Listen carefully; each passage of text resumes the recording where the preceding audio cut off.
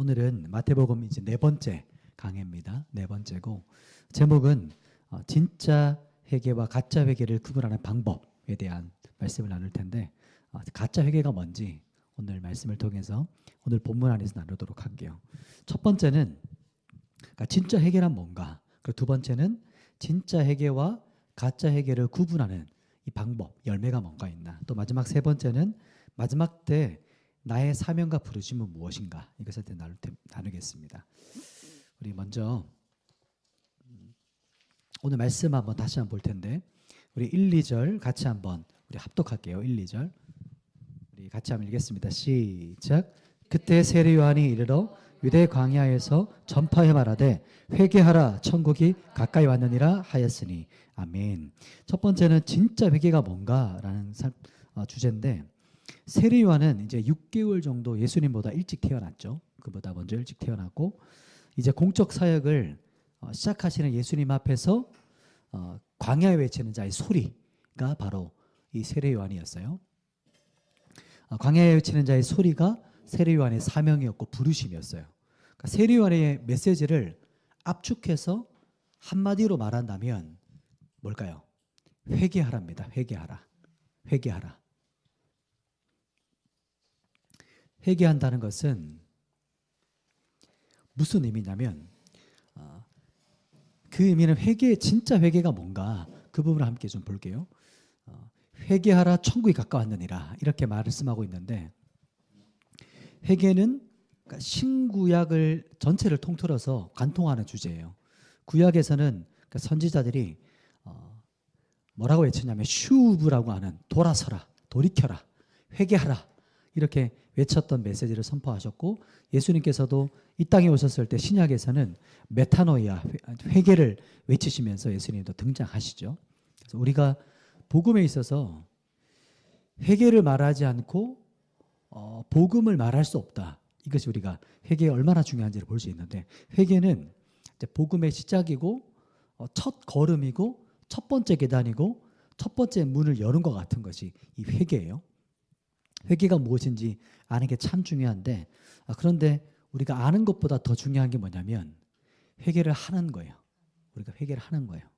더 정확히 말하자면 우리가 회개할 수 있는 능력이 있는 것이 아니고 회개가 되어지는 은혜를 받는 거예요. 회개가 되어지는 은혜. 우리가 회개할 수 있는 능력이 있는 것이 아니고 회개가 되어지는 은혜를 받는 게 중요해요. 왜냐하면 우리 사람은 뼛속까지 죄인이에요. 세포 하나하나가 다 죄에 찌들어 있어서 자기가 죄인임에도 불구하고 그것을 알지 못해요. 어느 정도냐면 악을 행하고 죄 가운데 있으면서도 인간은 인정하기는커녕 오히려 신경조차 안 써요. 내가 죄인이라는 거, 내가 악 가운데 있다는 거, 내가 더럽다는 거, 쓰레기라는 것, 그래서 신경 쓰지 않고 살아가는 게 우리가 얼마나 뼛속까지 죄인인지를 나타내요. 그게 말씀에서도 예레미야서에서 하나님께서 뭐라고 말씀하시냐면 만물보다 거짓되고 심히 부패한 것은 마음이라. 누가 그걸 알겠냐 이렇게 말씀하시죠. 자기가 그렇게 부패한 죄인임에도 우리 스스로는 그걸 인식조차 하지 못하는 죄인, 그게 우리의 상태입니다. 그러니까 성경에서 진짜 좋아하는, 제가 사랑하는 말씀 중에 회개 고백이 있는데 시편 말씀인데 그 말씀도 한번 찾아보도록 할게요. 시편, 구약입니다.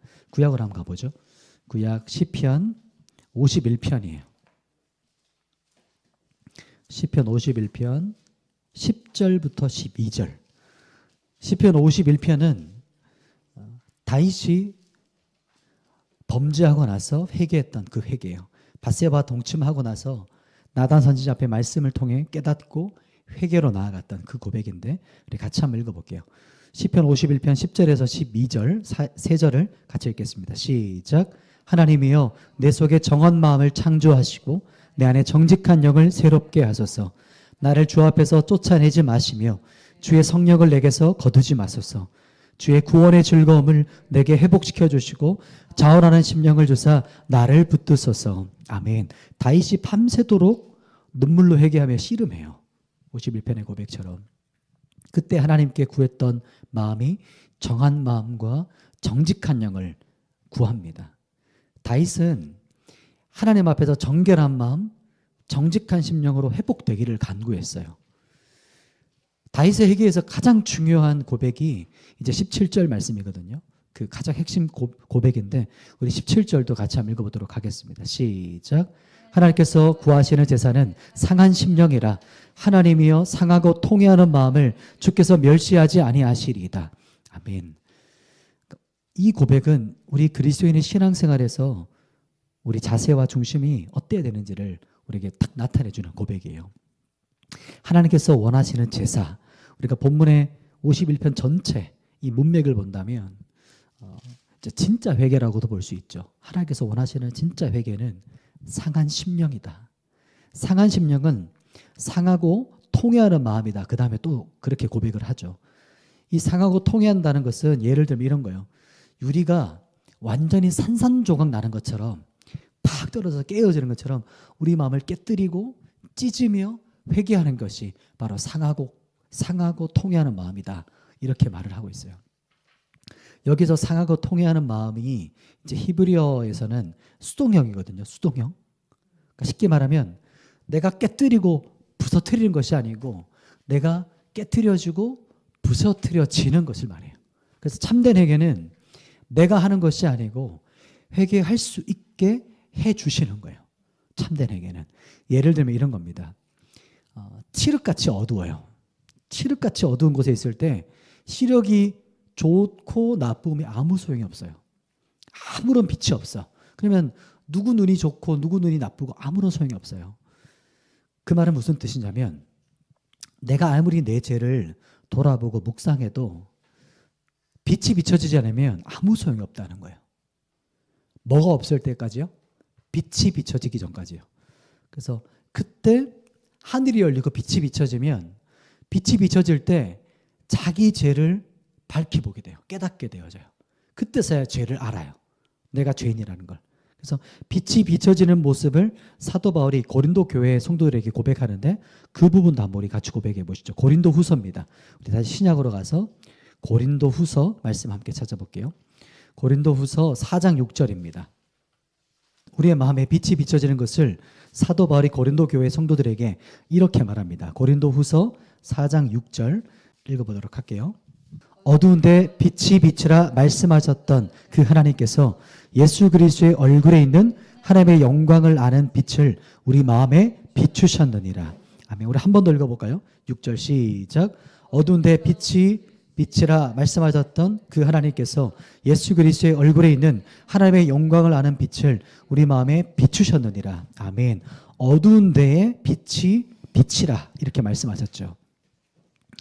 예수 그리스도의 영광의 광채에 그 빛을 우리 마음에 비춰주시는 걸 말하는 거예요. 그렇다고 여기서 수동적으로 우리가 아무것도 안 하고 원하지도 않고 갈망하지도 않아요. 신경도 안 써요. 관심도 없어요. 듣고 싶지도 않아요. 말씀을 듣고 싶지도 않고 성경을 읽고 싶지도 않고 하나님의 은혜를 갈망하지도 않아요. 그런 뜻일까요? 그게 아니에요.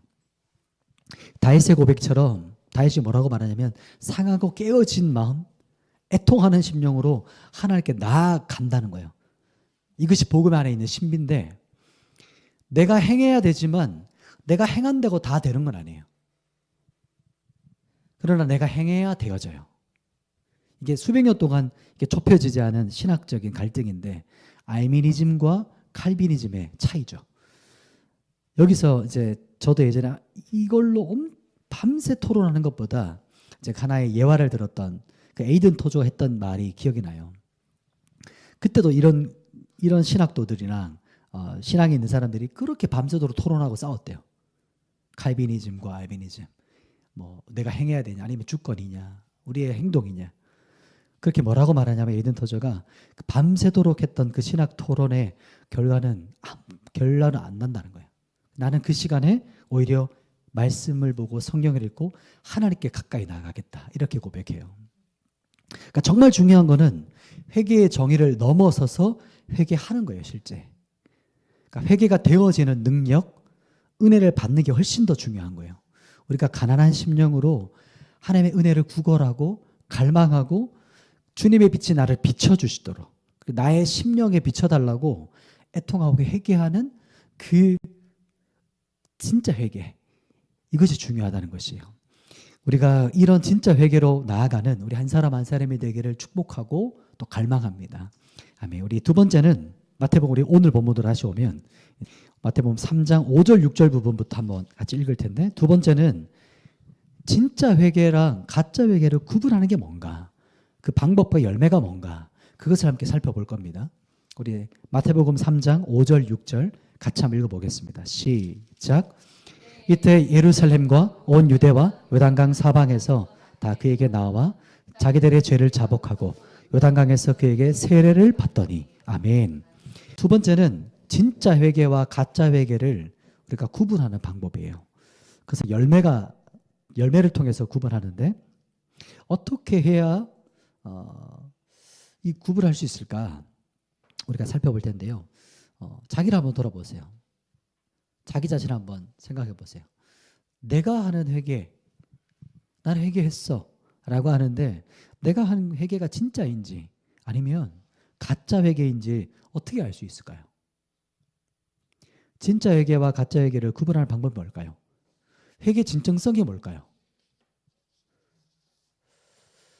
회개했다고 하는데 그 회개가 진짜인가 가짜인가를 어떻게 알 수 있을까? 오늘 말씀을 조금 더 볼게요. 이번에는 7절부터 12절까지 쭉 한번 보십시다. 마태복음 3장 7절부터 12절까지인데 우리 교독해서 한번 볼게요. 제가 먼저 7절 읽을게요. 요한이 많은 바리새인들과 사두개인들이 세례 베푸는 대로 오는 것을 보고 이르되, 독사의 자식들아, 누가 너희를 가르쳐 임박한 진노를 피하라 하더냐. 속으로 아브라함이 우리 조상이라고 생각하지 말라. 내가 너희에게 이르노니 하나님이 능히 이 돌들로도 아브라함의 자손이 되게 하시리라.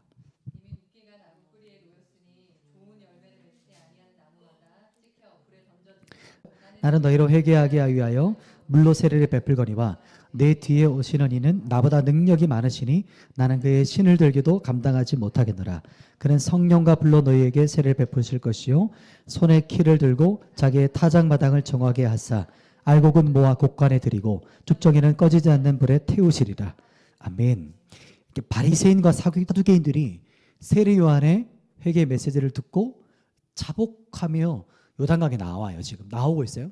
근데 세례 요한이 뭐라고 외치죠? 제사함의 세례 받으러 나오는 이 사두개인과 바리새인을 향해서 강력하게 소리치고 호통합니다. 독사의 새끼들아, 너희가 회개한다고 나온 행동이 진짜냐? 이렇게 묻는 거예요. 말하는 거예요. 너희 종교적인 가식으로 너희가 사람들에게 보이려고 하는 거짓된 행동이 아니냐? 이렇게 선포합니다. 지금 또 그 뒷부분에 뭐라고 말씀하냐면, 지금 주인 되신 하나님께서 나무 뿌리채 찍어내기 위해서 지금 도끼를 들고 계시다는 거예요. 임박한 진노를, 심판을 말씀하고 있죠.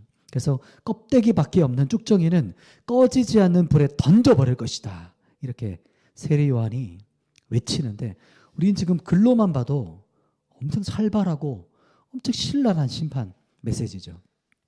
가장 중요한 부분이 어디냐면 키 포인트 구절이 8절입니다. 한번 8절을 눈으로 한번 보실래요? 8절 같이 한번 보세요. 그러므로 회개에 합당한 열매를 맺고 라고 해요. 이 부분이에요. 진짜 회개는 그러므로 회개에 합당한 열매를 맺어야 돼, 이렇게 말씀하고 있는 겁니다. 회개에 합당한 열매가 도대체 뭐죠? 열매가 뭘까요? 회개 열매가. 그렇죠. 그것도 맞아요. 두 가지가 있어요.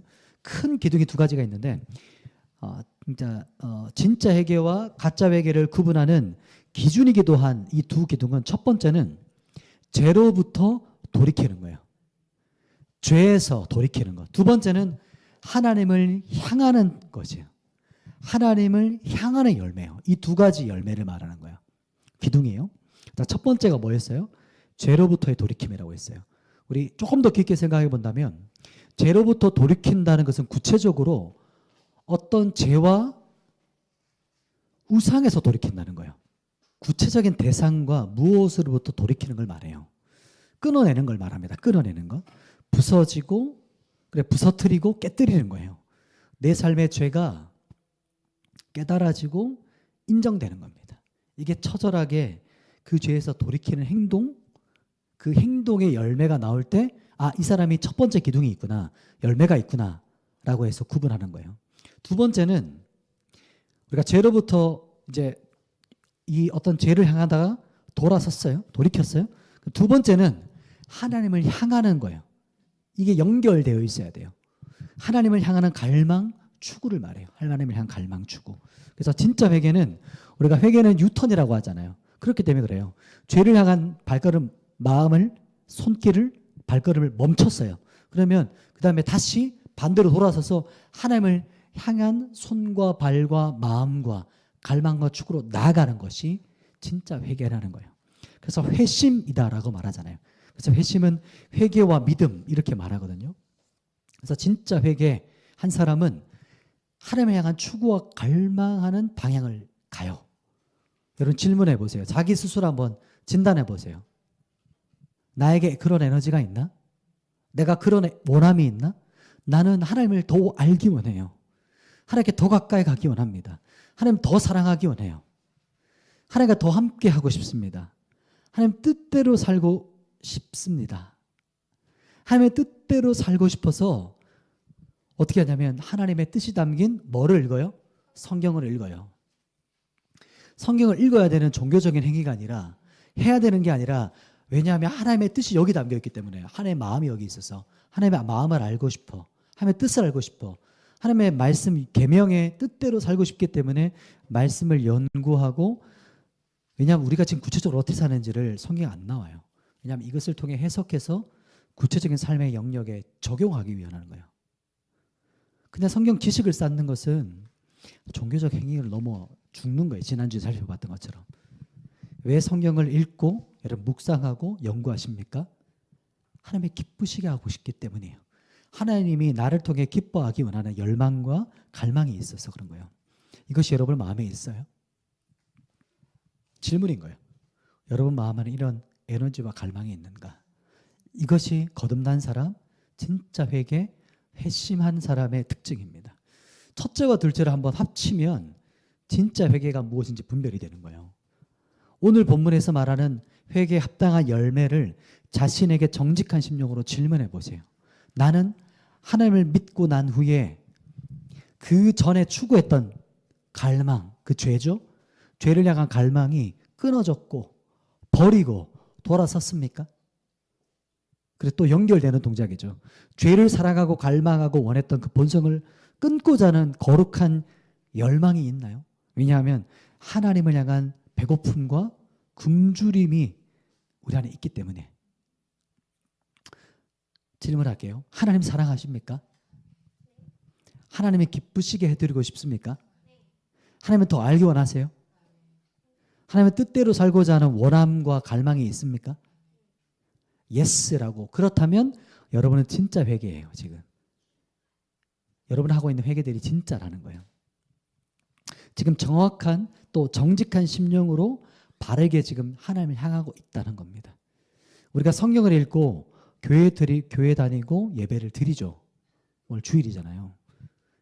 이게 겉으로 드러나는 행동이에요.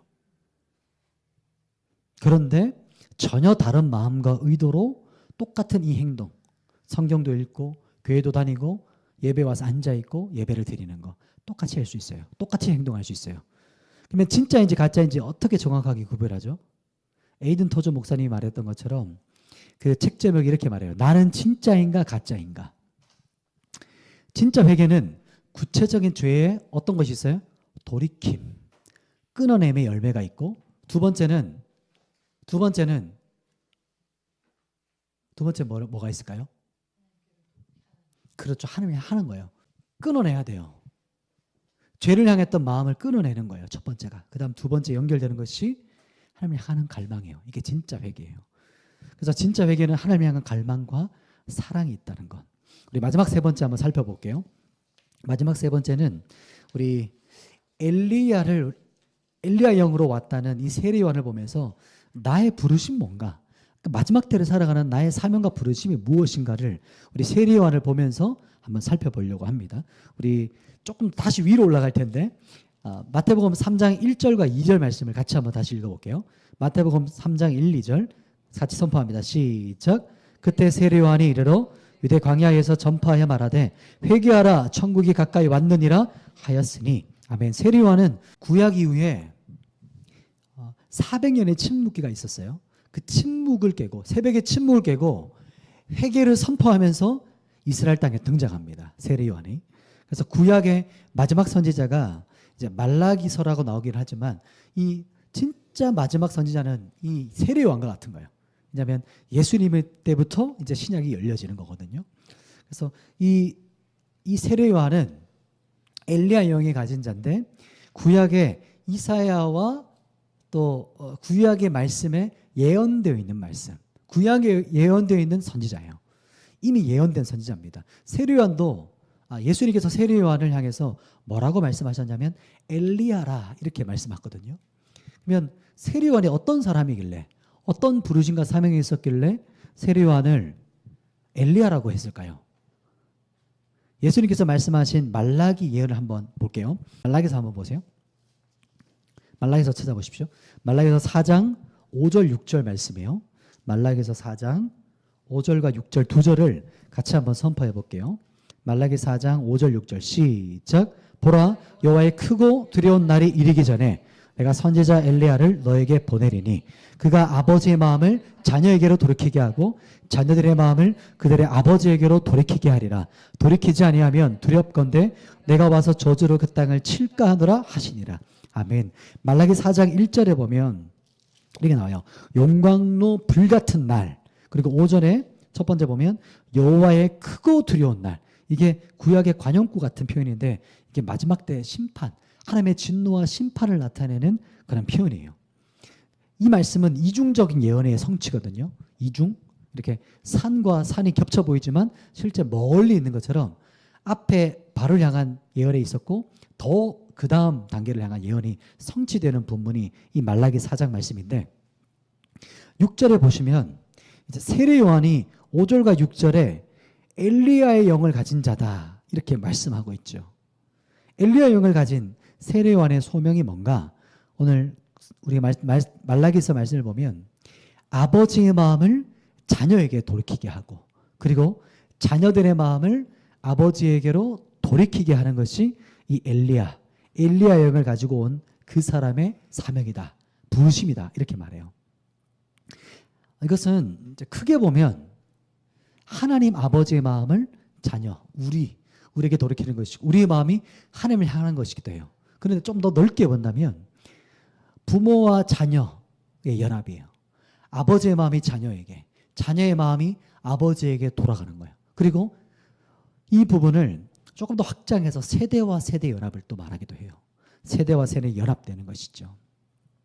그래서 부모와 자녀 세대의 연합, 즉 가정의 연합과 회복을 말하는 겁니다. 그렇다면 여기서 우리 사명이 뭘까요? 이 마지막 때에 대한 예언이거든요. 이 회복되지 않으면 하나님의 진노와 심판이 있을 것이다. 이렇게 말씀해요. 우리 마지막 때 살아가는 우리에게 어떻게 살아가고 깨어 준비해야 될까요? 저는 이제 아버지고 여러분은 자녀도 있고 부모도 있어요. 우리의 자기에게 한번 적용해 본다면 제 심령과 마음을 자녀들에게 온전하게 돌이키는 것. 그리고 자녀들의 마음이 저에게로 향하도록 하는 것. 그렇게 살아가는 것. 이게 우리의 사명이고 가정의 부르심이고 사명이에요. 자녀들은 어떻죠? 자녀들은 부모에게 사랑과 존경으로 또 순종으로 그 마음을 향하고 살아가는 게 사명이고 그게 부르심이에요. 그러니까 부모는 자녀에게, 자녀는 부모에게 마음이 연합되는 것. 이것이 바로 이 마지막 때를 살아가는 우리의 첫 번째 부르심. 우리 자녀들, 우리 부모들, 또 가정의 연합과 회복이 바로 여기 있다는 거예요. 온전한 가정으로 세워지는 걸 말해요. 마지막 때 주님 오실 길을 준비하는 가정으로 세워지기를 축복합니다. 우리 두 번째는 우리 마태복음 다시 한번 뒤로 넘겨보세요. 마태복음 3장 3절과 4절 같이 읽겠습니다. 마태복음 3장 3, 4절 시작. 그는 선지자 이사야를 통하여 말씀하신 자라. 일렀을 때 광야에 외치는 자의 소리가 있어 이르되 너희는 주의 길을 준비하라. 그가 오실 길을 곧게 하라 하였느니라. 이 요한은 낙타토 옷을 입고 거리에 가죽띠를 띠고 음식은 메뚜기와 석청이었더라. 아멘. 두 번째는, 첫 번째는 아버지의 마음 자녀에게, 자녀의 마음이 아비에게로, 가정의 연합과 회복이었다면, 두 번째 사명과 부르심은 여호와의 길을 예비하고 주님 오실 길을 준비하는 것이요. 이게 두 번째 사명이에요. 세례요한은 그러니까 이사야가 예언한 말씀의 성취였다고 했죠. 이사야서에 그 말씀에 있었거든요. 그게 뭐였냐면 광야에 외치는 자의 소리였어요. 마태복음에 거의 그대로 인용됐어요. 광야에 외치는 자의 소리로 온 요한이 했던 사역이 뭐였죠? 뭔 일을 했죠? 세례? 그렇죠. 세례였어요. 그럼 그 세례였는데 그 전에 뭐라고 지금 성경에서 고백하고 있어요? 한번 성경 보세요. 금방 외치는 자. 그 다음에 뭐가 있었어요? 그래서 주님의 길을 준비하고 또 그가 오실 길을 곧게 하라. 그게 그 사람이, 그 세례요한이 했던 일이었어요. 사명이었어요. 그가 태어난 목적 자체가 예수님의 길을 준비하는 거예요. 그렇다면 주님의 길을 준비한다는 게 뭐죠? 어떤 거요? 레드카펫. 좋아요. 좋은 표현. 그런 어떤 예를 들어 줬어요. 그러면 오늘 본문에 인용한 이사야에서 말씀을 보면 더 명확하게 알 수 있어요. 자, 이사야도 찾아보십시다. 자, 이사야는 구약성경 거의 가운데 있습니다. 이사야 40장. 우리 1014페이지 있습니다. 1014페이지. 이사야서 40장 3절과 4절이에요. 구약의 마태가 인용한 그 말씀. 이사야 40장 3, 4절 1014페이지 있습니다. 우리 같이 읽겠습니다. 시작. 외치는 자의 소리여 이르되 너희는 광야에서 여호와의 길을 예비하라. 사막에서 우리 하나님의 대로를 평탄하게 하라. 골짜기마다 더두어지며 산마다 언덕마다 낮아지며 고르지 아니한 곳이 평탄하게 되며 험한 곳이 평지가 될 것이요. 아멘. 마태복음과 이사야에서 세례요한은 광야에 외치는 자의 소리라고 말씀합니다. 이사야서 40장 3절에 광야에서 여호와의 길을 예비하라. 하나님의 대로인 왕의 대로를 평탄하게 하라. 이렇게 외치죠. 엘리야의 영을 가진 자들의 소명이에요. 즉 마지막 때를 살아가는 우리를 향한 소명이에요. 우리도 이렇게 살아가라고 말하는 거예요. 오늘은 핵심만 짧게 살펴볼겠지만 뭐라고 말하는 거냐면 주님 오실 길을 준비하라 선포하죠. 우리 사명은 신랑 대신 주님 오실 길을 준비하는 거예요. 깨어있는 거예요. 주님 처음 오실 때는 어떻게 오셨죠? 죽임당할 하나님의 어린 양으로 오셨어요. 그러나 다시 오실 재림 때 주님은 심판주로 신랑 대신 주님으로 오실 거예요. 그래서 오늘 말씀도 말라기서 말씀도 마태복음의 세례요한의 심판에 대한 선포도 그게 재림 때 일어날 것을 우리에게 강조하고 준비하고 깨어있으라고 말씀하고 있는 겁니다. 마지막 때 그리스도인의 사명은 주님 오실 길을 기다리고 준비하고 있는 거예요. 그 준비가 오늘 본문에서는 온전한 회개, 진짜 회개를 말하는 거예요. 결론적으로 세례요한의 사명을 보면서 우리에게 적용해 봐요. 우리를 향해 말씀을 선포해 보십시다. 뭐냐면 첫 번째는 가정의 연합과 회복이에요. 두 번째는 주님 오실 길을 준비하고 깨어 있어야 돼요. 이게 바로 우리에게 향한 두 번째 사명이에요. 주님께서 우리에게 주신 사명이에요. 깨어 있어야 돼요. 말씀 앞에 들려야 돼요. 마음을 여셔야 돼요. 우리의 마음이 말씀 앞에 반응해서 주님의 빛이 비춰질 때 내 마음의 문이 그 빛 가운데서 녹아지는 거예요. 촛농이 녹아지는 것처럼, 불에 촛농이 녹아지는 것처럼 그 앞에서 마음이 개척되어지는 거예요. 마음이 평탄케 되어지는 거예요. 주님 오실 길이 준비되어지는 거예요. 주님이 내 보좌에 앉도록 준비되어지는 거예요. 그게 핵심이기도 해요. 가정의 연합, 내 마음이 주님과 연합되어지는 것. 그래서 우리를 향하신 나와 우리 가정과 또 이제 우리 베델교회, 또 우리 한국교회와 열방에 있는 교회들이 그렇게 깨어서 준비되어지는 것을 말하는 겁니다. 우리 말씀을 정리하겠습니다. 첫 번째 무엇을 나누었죠? 기억나시나요? 그렇죠. 첫 번째는 진짜 회개가 뭐죠? 진짜 회개가 뭐였어요? 그렇죠. 회개가 어떻게 되는 거예요? 되어지는 능력.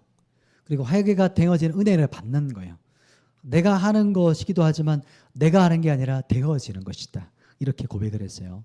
그래서 중요한 것은 다윗처럼 가난한 심령, 상하고 깨어진 마음으로 은혜를 구하고 그 앞에 구걸하는 주님의 빛 가운데 거하고자 하는 날마다 나의 심령을 비춰 주십시오. 주님, 내 마음이 주님 앞에 날마다 빛 가운데 애통하며 회개할 수 있게 해달라는 그 마음이에요. 두 번째는 뭐였죠? 그렇다면 그 진짜인지 가짜인지 어떻게 아냐는 거예요. 진짜 회개인지 가짜 회개인지를 구별하는 방법, 열매가 뭐였습니까? 첫 번째, 두 가지 기둥이었죠. 첫 번째가 뭐예요? 죄로부터 돌이키는 거예요. 돌이킨다는 게 뭐예요? 끊어내는 거예요. 부서뜨리는 거예요. 태워버리는 거예요. 그것으로 가지 않는 겁니다. 손과 발과 마음이. 그리고 끝인가요? 멈추면 끝인가요? 그리고 하지 않고 죄를 향했던 갈망과 그 굶주림이 죄에 대한 소욕이 이제는 하나님을 향한 갈망, 굶주림 그것으로 변화되는 거예요. 그래서 프롬과 죄로부터의 프롬, 돌이키는 거, 투, 하나님을 향한 그분을 향한 발걸음으로 나아가는 거. 이 두 가지예요. 그래서 진짜 회개는 구체적인 죄로부터의 돌이킴, 끊어냄의 행동과 열매가 있는 거. 진짜 행동이 있나? 죄로부터 끊어내는 행동이 있습니까? 두 번째는 진짜 회개를 했다면 하나님을 향한 추구와 갈망이 우리 삶 가운데 열매로 나타나는 거예요. 우리 안에 갈망과 굶주림이 우리의 행동으로 나타나는 거예요. 마지막 세 번째는 마지막 때 나의 소명과 부르심이 뭔가. 엘리야를 보면서 이 세례 요한을 보면서 첫 번째가 가정이 주 안에서 연합되어지고 회복되는 거. 그리고 두 번째는 주님 오실 길을 준비되어지는 거죠. 신랑 준비하는 거. 신랑이 오실 길을 우리가 레드카펫 까는 거라고 우리 아까 대답도 했는데 준비되어지는 게 내 마음이 먼저 준비되어져야 돼요. 그리고 우리 가정이 준비되어지는 거고 교회가 준비되어지고 그래서 주님께서 이 땅에 다시 오실 그 재림 때는 심판하실 분으로 오세요. 깨어있으라. 마지막 때 그리스도인의 사명은 주님 오실 길을 깨어 준비하고 우리의 마음을 기경하는 거예요. 준비되어지는 것을 말하는 겁니다. 우리 같이 한번 찬양하고 우리 같이 기도로 나아갔으면 좋겠습니다.